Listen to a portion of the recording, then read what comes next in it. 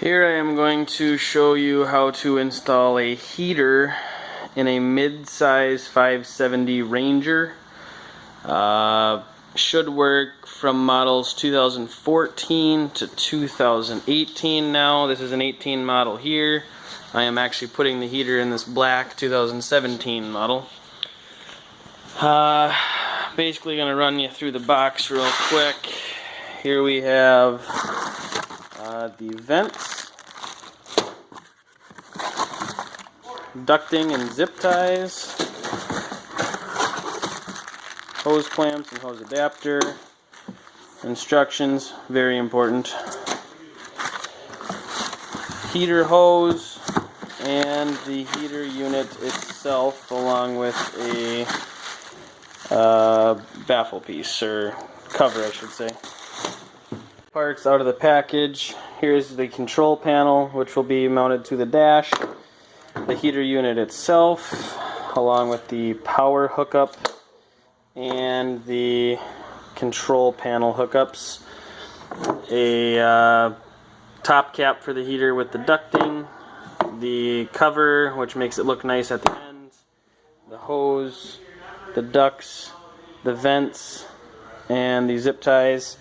I'm going to follow the instructions here. I have put about 5 of these heaters in the past, so I have a pretty good handle about how this goes, but I still recommend using the instructions on top of this video to kind of get you a good idea.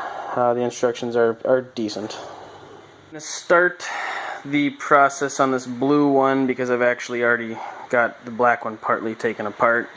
Basically all I did here was open the hood. The first step would be to run power lines if you have not done so already. So the machine comes with this orange wire, which is a wire that only has power when the key is on. Now if you have a winch on the machine or some other accessories, you likely already have power up here from the battery. You do not need to run cables at that point. However, if this is the only thing on here and power has not been ran yet, you basically need to run a set of battery cables, a ground and a positive, directly from this down through the frame and then to the battery. Polaris has these available for sale for like 30 bucks, I believe. I usually just end up making my own because you can make a set for under $10. Basically you need approximately 5 to 6 feet of battery cable with eyelets on each end to start that. Now the first step is to take the top dash cap off. That is done by removing these rivets. I believe there is 7 total. When you pop them off, that whole top cap will just lift up and slide out the back or through the cab. There is a special tool to take these apart. Good side cutters can get it done, you know, a screwdriver. If you have a plastic rivet removal tool, it is a lot easier to do. Once that is done, you need to remove the dash. That is accomplished by, again, removing I think about 4 to 5 rivets, as well as a couple T40 screws on each end.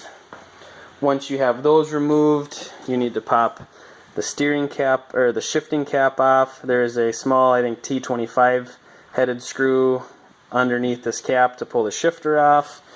And then you need to unplug the speedometer as well as the ignition switch and any other switches you would have in the dash, such as the 4-wheel drive switch and the 12-volt plug-in switch.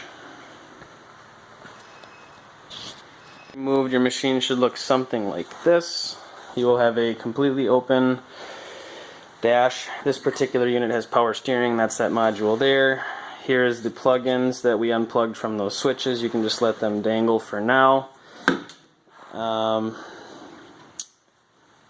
And this machine already has kind of half a cab on it. It's getting a full cab, I just haven't gotten to that point. Now we are going to start cutting out the vent holes in the plastic, which I believe is the next step in the instructions. I should mention that part of the reason I'm making this video is I find the mid-size heater to be probably the most tedious accessory install on the Ranger platform. Requires cutting out templates to make holes for the heater core itself, and it just is kind of hard to do to get right. So I'm going to walk you through that process. So now we're on to cutting out the vent holes. This is the dash cap. We have a vent hole here, a vent hole here, and then on the actual dash that faces the operator, we have one right here and one right here. You can see how they got the grooves already in them. Basically, what I do is I just take a utility knife, have a brand new sharp blade, follow those lines, cut them out from the back side. It'll give you a nice clean edge. This particular one is pretty easy. Some heater installs and some plastics are way harder to cut through. Don't even mess with one of these. They are garbage. I've broken several of these right at the hinge trying to use them. I'm still not even wild about the slide outs. Honestly, the best knife for this, in my opinion, is the old school screw together fixed blade. You can heat up the blade with some gas if you see fit. Some people use Dremels to cut these out. I think that you don't get a good enough finish, in my opinion. Straight blade, and I've tried everything that I have found. A good utility knife is the way to go. This blade is not new. I would definitely recommend putting in a brand new blade before you do this. So here's what it looks like after the vents are cut out. Nice clean cut. In my opinion, the knife is the way to go. This plastic was actually a lot softer than I remember, so it actually went pretty quickly. Got these two right here. Now at this point, you just take a vent and basically just snap it down into the plastic. It catches by those little ribs there, and you get two that go in the top cap and that two that go in the front cover. One more thing about the vents, I will say, if they're pushing in very hard, don't be afraid to carve a little more material out with the knife. They have a nice big flange on them. I mean, if you get a little too wide in one spot, it'll cover it up. Also, if you accidentally cut the hole too big, what you can do is wrap a little electrical tape around the inside of the vent, kind of just to take up space, and when you slide it in, everything, usually holds together pretty well. But I mean, they should be pretty snug, not rattling around once they're installed into the plastic. This next part is by far the most tedious part of the whole project. Basically what we're doing is taking the heater unit and putting it into here to basically conceal it. That's where it's going to be at the end. But in order to do that, we have to cut a bunch of holes. So we got the mounting screws, the holes for the heater hoses. There's that top cap with the ductings on it that I showed previously, as well as two ducts that go on the bottom. Basically, the way Polaris sends the kit is with a set of templates, which look like this. You need to cut them out with a scissors, tape them into position. I think there's 4 different ones, and then drill the holes accordingly. Now, I have done several of these. I have never gotten one perfect. I honestly don't even know if it's possible. So, I mean, take your time, do as best you can. Obviously, I'll show you how I do it. Part of the issue that we run into when we're doing the floor vent for the passenger and the floor vent for the driver is the vent needs to go through 2 pieces of plastic, one of which is angled. So it is very hard to get a vent to go in there and up into the heater straight. But we'll do the best we can, and fortunately, if you do screw up, none of this you can really see, so silicone and zip ties go a long way. Hopefully we don't have to have that happen, but I will show you what you need to do in case it does happen. So you see here I got the 4 stencils taped into position. Now, if there is anything nice about a stencil, at least Polaris's, they do kind of give you a pretty good idea of where they go. So you got the dotted line here that butts up against the rounded plastic. So you really can't screw it up by more than a 1/16 to an 1/8 of an inch, because it does kind of just fit right into position when it's cut out properly. This does take a curve, so it is a little odd. You want to make sure it's flat when you are cutting. So we're actually going to be cutting this black line all the way around, make a circle there, come around, kind of make a little jog there, back over. That's all going to be cut out. What I actually do is I do every corner with a drill bit. So I screw a drill bit. Basically, anytime the line changes direction, I pop a little hole. Pop one there, there, back corner. I pop 2 little holes there, and then I pop a hole there through the plastic, and then basically at that point I connect the dots with a knife. A Dremel would be Dremel with a a cutting blade on it would be totally appropriate here. The only thing I don't like about the Dremel is it's dirty. You get plastic dust flowing all over the place. Get down in here, a little more complicated. Again, you have a dotted line and what they call the fold line. Here we're not actually making any cuts, these are all holes. So this big hole here, this big hole here, those are the holes for the vents of the heater. So eventually we will be putting a vent through the plastic that goes to the inside of the cab that will be making its way through these 2 holes. So we have a hole there, and then in the back we have the 4 tiny mounting holes. So the smaller of the 4 holes, those are for mounting the heater in there with bolt and nut. And then the 2 bigger holes, those are for the heater hoses. Again, I certainly wouldn't just take a hole saw and just attack it. I would, just basically make a little tiny pilot hole and then come back and do the hole saw later. You could probably spend a half hour putting these stencils on if you really wanted to. Most people don't have that kind of time, especially in a dealership scenario. We just don't have that time to spend 6 hours putting in a heater. So we do it quickly, but we do it right. It does not need to be absolutely perfect, because I think even if you spent a half hour putting these in there, I still think you'd probably be a hair off and you'd still have to do some slight modification. One thing I don't like about the instructions is they keep out a few steps. So like, we'll get to this later, but they don't show you how to properly bleed the air out of the cooling system when you're done. They don't show you which hose goes where. So there's 2 hoses, and it hooks up into 2 spots back by the engine. And according to Polaris, there is a right way, but they don't show you in the instructions. So we'll get to that as well. But get started, drill pilot holes all around. Usually for these, I never, I think they say use a 3/4. It never is big enough, so I usually use a step bit and just make it as big as I need to.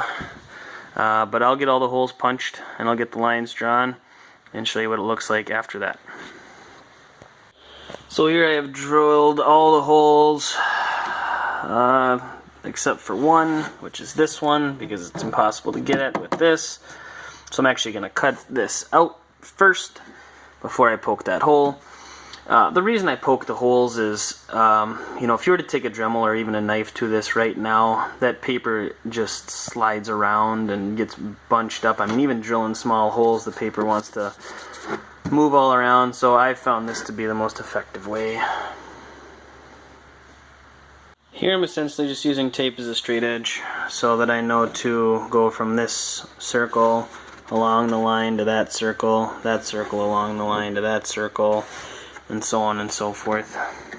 So here I have made a scratch or a beginning line, the entire outline of the part that needs to be cut out. And basically at this point I just keep hitting it with the utility knife. Each time you go through the line it cuts a little deeper. Eventually get through. Again, there's many different ways you can do this. I find the utility knife to be the cleanest. I just use the step bit to cut out that circular portion. Yeah. Here I got the plate out. Pretty straight lines. Pretty decent. Now I can get at that hole for the other vent. So at this point I have drilled the holes back to size. The mounting holes are 5/16. I went a hair bigger. I just use a step bit for everything because I know I have to swap bits all the time. The middle holes, they said 11/16 in the directions. I just made those 3/4 just from past experience. 11/16 wasn't big enough. I still have my 2 marking holes right there. Basically what we're going to do at this point is make sure that those holes line up as as good as they possibly can. So here's the heater unit again. Polaris supplies these little rubber bushings on there. I believe that's just to make up for the angled back. You know, they got more on the bottom than they do on the top, you know, to take up some of the slop when you get this thing bolted into place. There was 4 nuts on there. You got to take them off. Basically what I'm doing is I'm going to slide this heater into position like we were going to mount it, and make sure that those 2 pilot holes that I drilled align with the center of those holes, because if they don't, we're going to have a problem. So basically you just gotta, kind of hard to do with one hand, push the heater into place. So there you see the whole heater body is in there. We have access to the top. However, as we can see, my pilot hole is not even close to the center. Can't really see it with this video, but that one isn't either. So a couple things could have happened here. Either I put the stencils in wrong, which I don't think that I did, or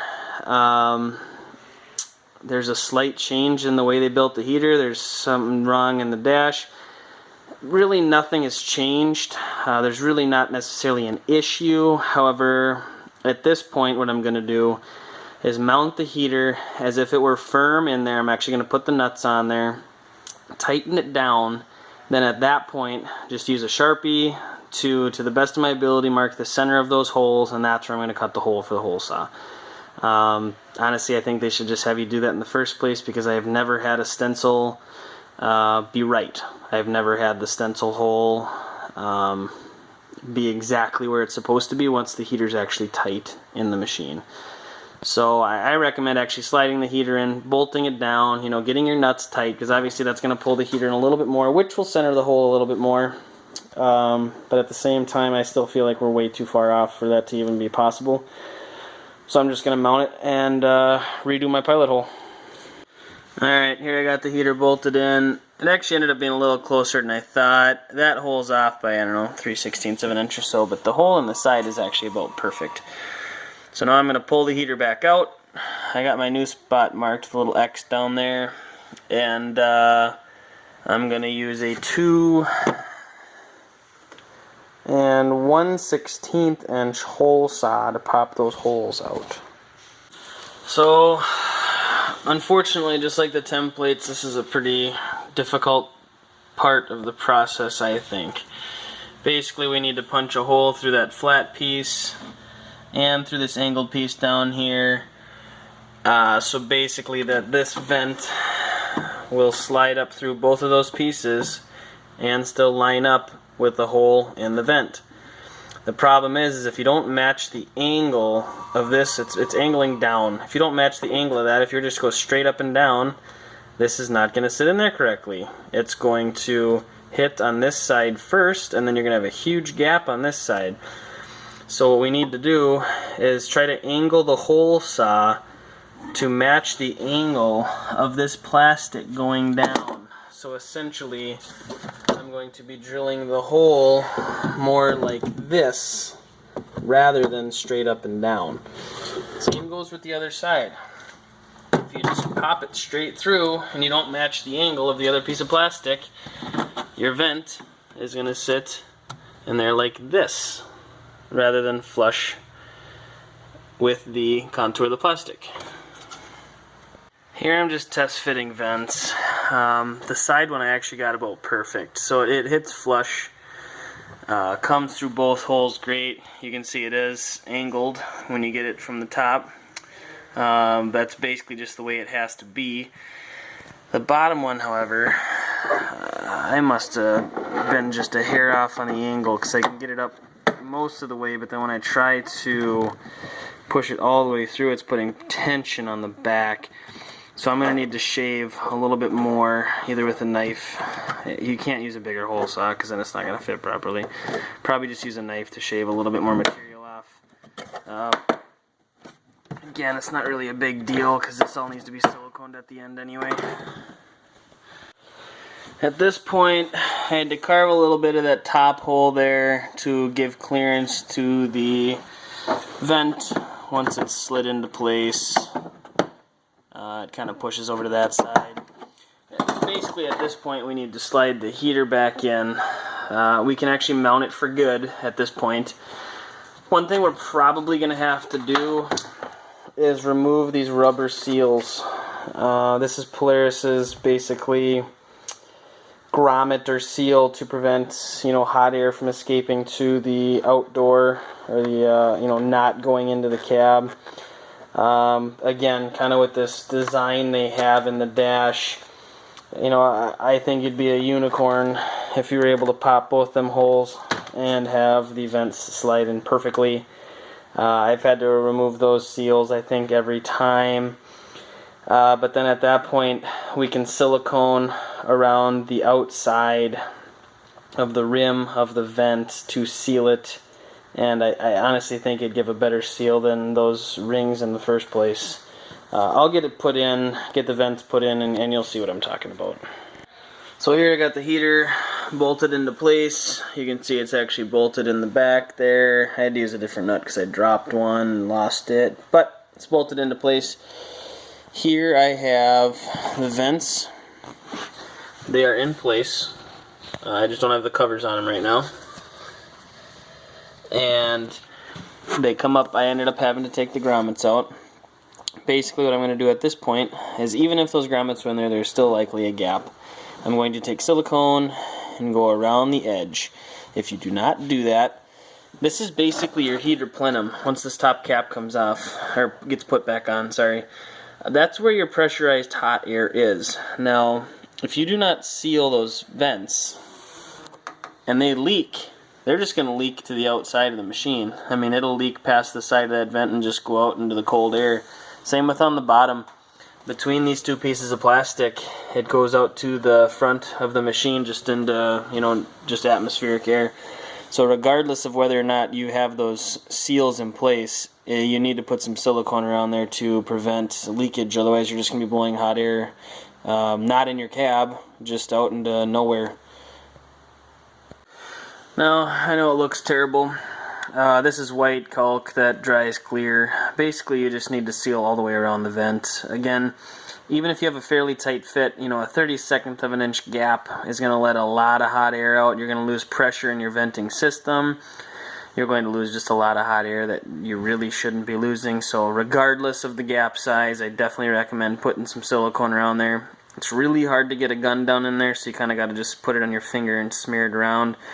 I mean, this is completely concealed when the heater's put back together, so no one's ever going to see it. You know, if it looks like crap, big deal. If you got big gobs, it's just going to take longer to dry. But we got a good smear on there. I might touch up a couple spots before I put the top cap back on. And that's that portion of that. One thing I will show you here is the hardware kit. This piece now gets screwed on top of that opening that we cut out, and this is actually where your ducts get hooked up to the top cap and the dash and the hardware associated with that. We also got these bigger screws which are going to hold down this concealment plate at the end, and these smaller screws which are going to adhere, or you know, put this onto the dash. At this point we take the wiring, slide it up through that hole that we drilled. That is basically the wiring that's going to be hooked up to the power, and then the wiring that is going to be hooked to that dash panel, so you have your thermostat adjustment as well as your fan speed adjustment. At this point we take this cap,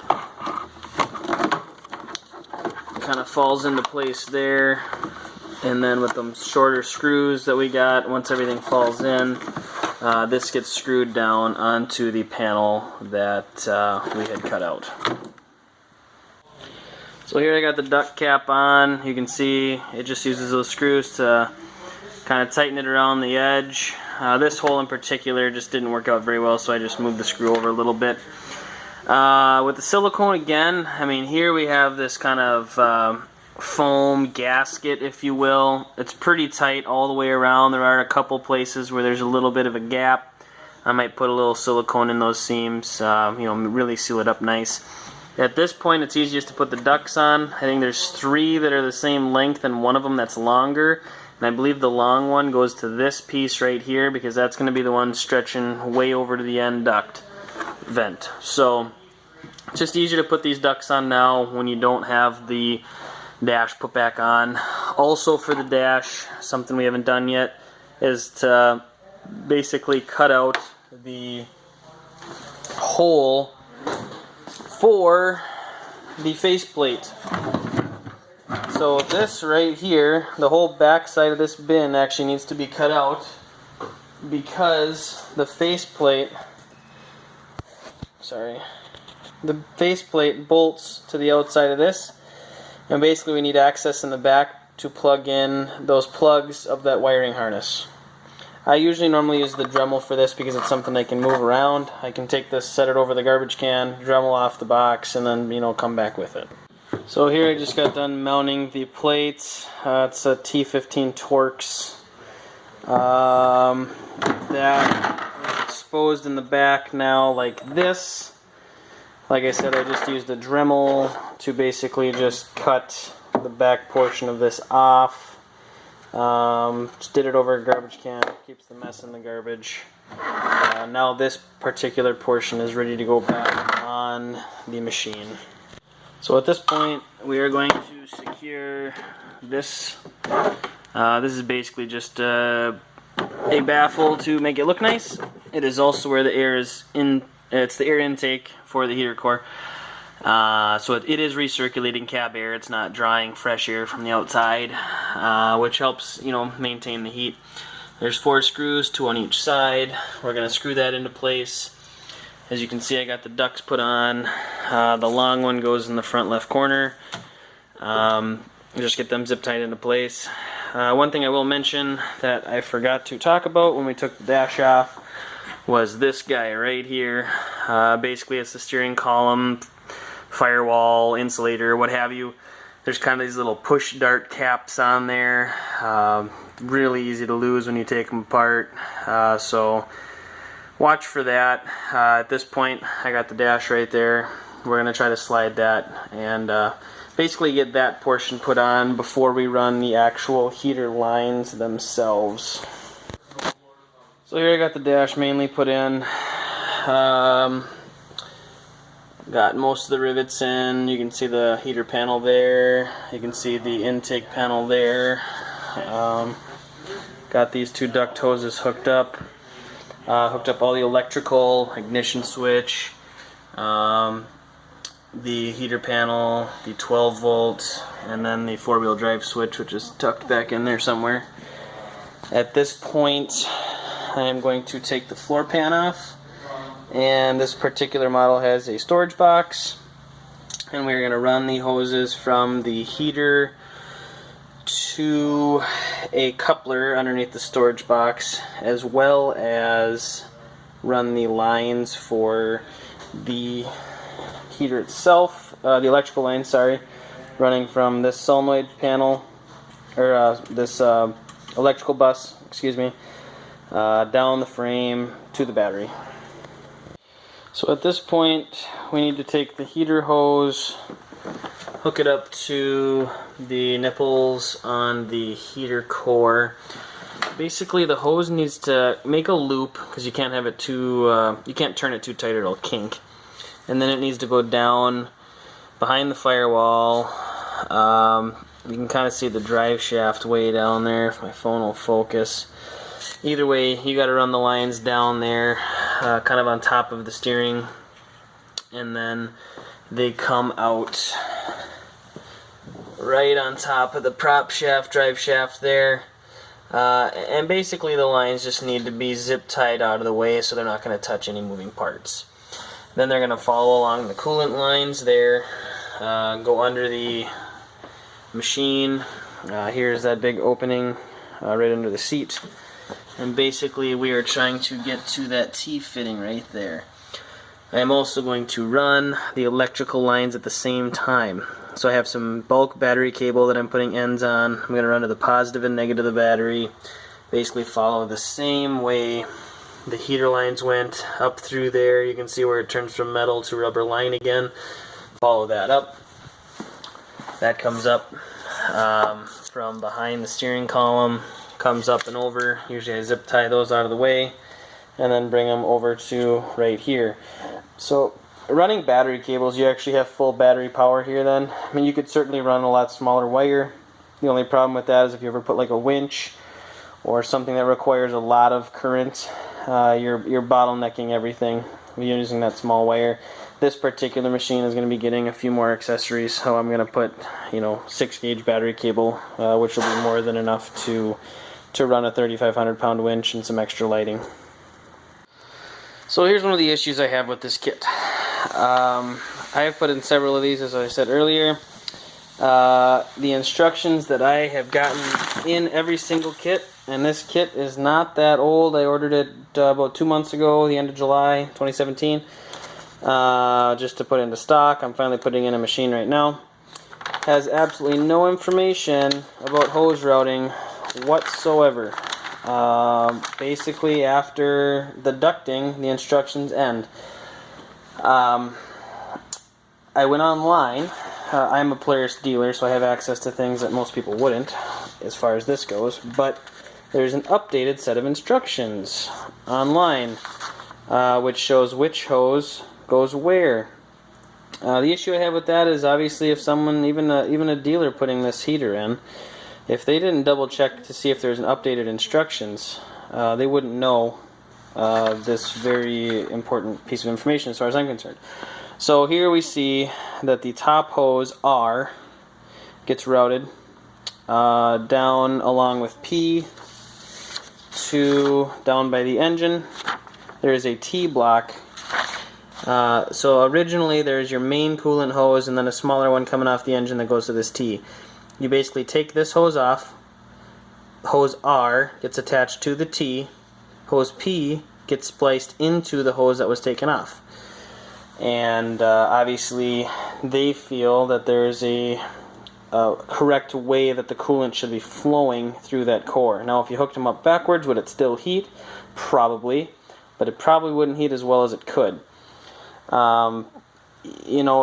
have the hoses routing a little different in the picture. If you can get them to do that, by all means. I have always had better luck just kind of making a, an 8-inch loop or so and then going down there.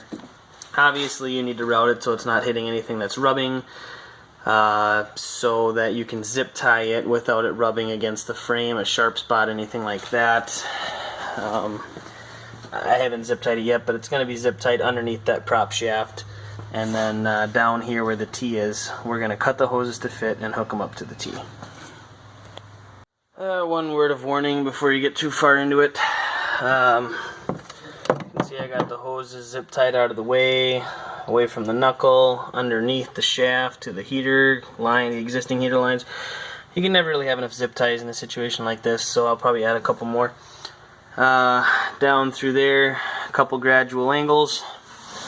Remember we had the top line coming from the heater going to the T.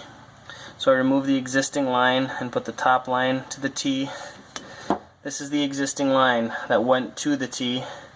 You put in the splice and then you add the bottom line to that.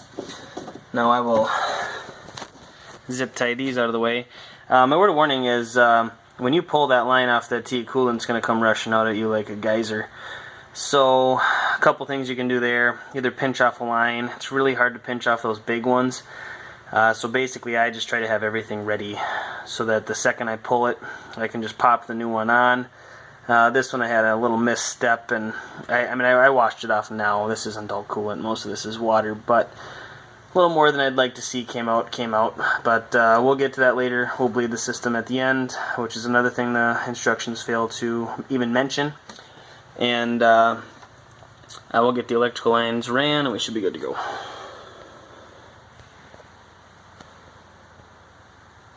What I like to use when doing these builds is this kind of 1/4-inch foam or 1/8-inch foam, whatever it is. It's got an adhesive on one side.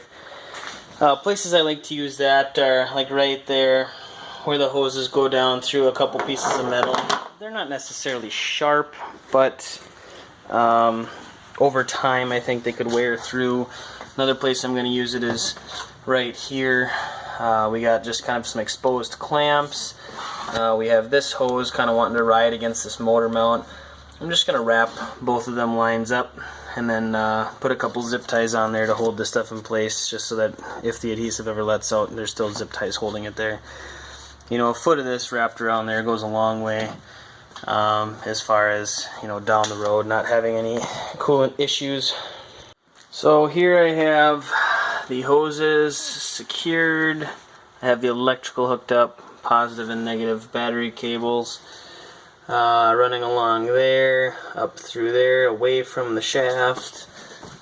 They come up behind the steering post again, zip tie it so that it's not ever going to hit the steering post. Here's the wire that came out of the heater. If there's ever any question about which is the main power, it's going to be the one with the fuse. However, on this particular scenario, the red with the black line in it is the accessory on wire. The completely red the completely red wire goes with the positive. The black wire goes with the negative. Now, the way that this is set up, if you have the fan running, you probably hear that. Even if you leave the knob on, when you shut the key off, it shuts the fan off. If you were to put this wire, if you were to put both red wires on the positive, which you could do, and it's not going to hurt anything, you would be able to turn the fan on without the key being on, because you're just drawing power directly from the battery at that point.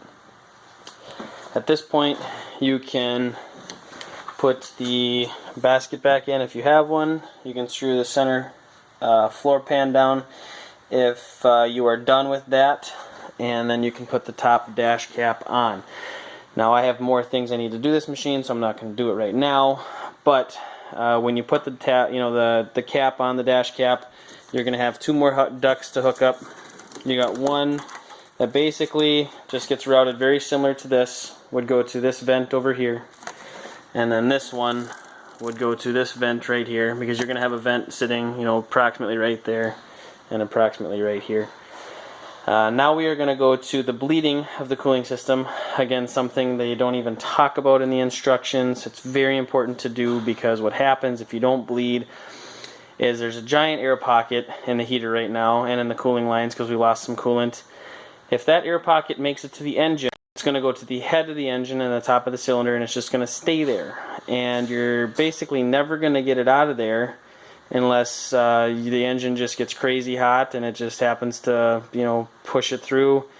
There is a bleeder right on the head of the engine to basically get rid of that air pocket.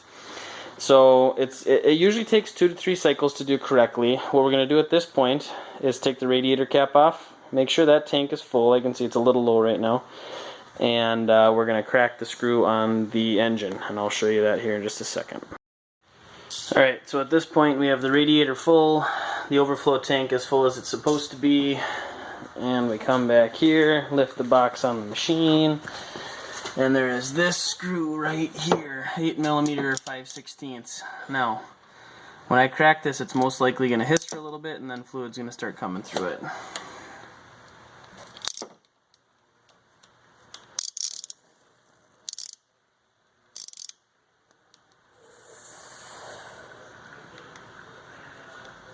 Now, I don't know if you could hear it or not, but quite a bit of air came out. So what I'm going to do, we still haven't seen coolant come out.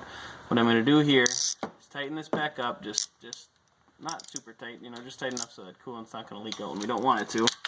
Leave that there. Come back over here.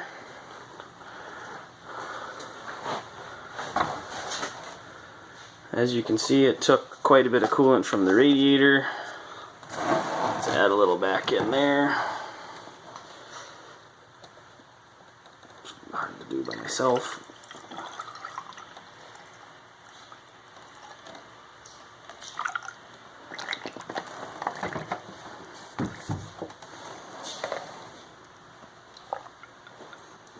Well, it's still probably going to take some more, but I'm going to try bleeding it once more.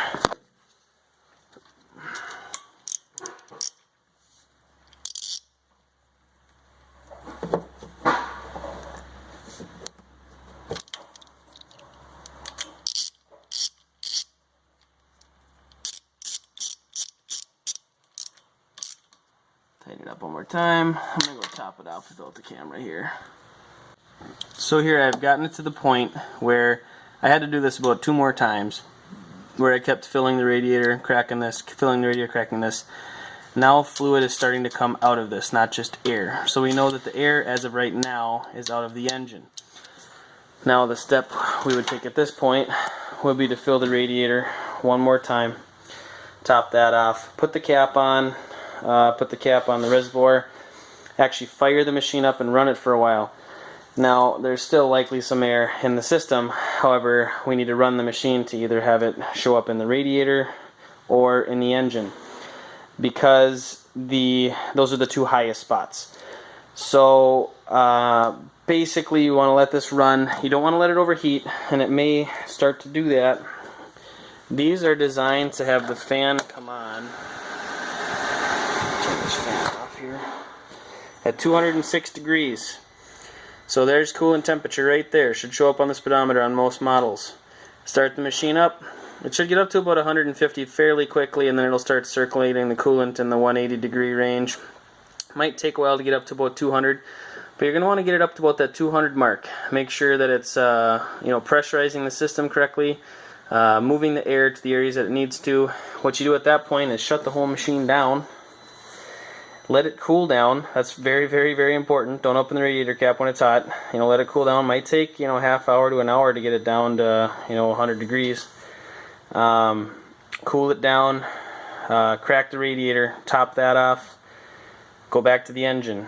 Crack the bleeder screw on the thermostat housing. That will most likely hiss at you to get some more air out. You're going to have to refill the radiator. Basically, you want to keep doing this whole process until the machine is not taking any more coolant. Now when you get it to the point where coolant is coming out of the engine and the radiator cap, you can leave it to the bottle at that point. So this is designed to regulate the system. As long as there is coolant in there and it's between the low and the high line, this will allow the system to self-regulate as you drive. So if there is air in the system, it's going to get pushed through this tube down into this coolant reservoir, and then when the machine cools back down, it's going to suck fluid back through to replace that air once the pressure regulates. Once that's done, you're pretty much ready to go. Like I said, I don't have the dash cap on here, but the heater is fully installed other than the 2 vents. If you got any questions, throw them in the comment section. I can certainly answer at least most of your questions, I would think. Probably plan on doing some more of these tutorial videos down the road. If there's anything in particular that you'd like to see installed, let me know. There's a good chance I've done it. Thank you.